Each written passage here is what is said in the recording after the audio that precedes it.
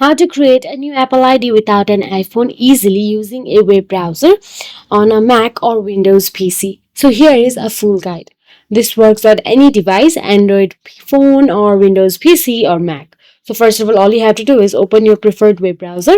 Then in search address bar, go to appleid.apple.com and hit enter.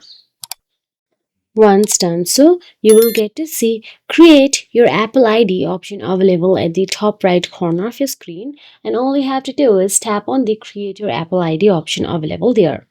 Then you will be navigated to fill in your details.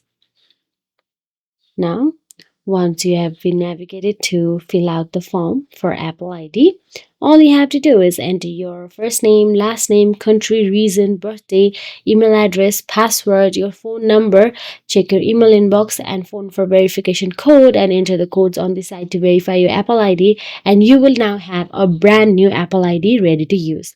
And that is it. If you found this video helpful, please like, share and subscribe, and thank you so much for watching.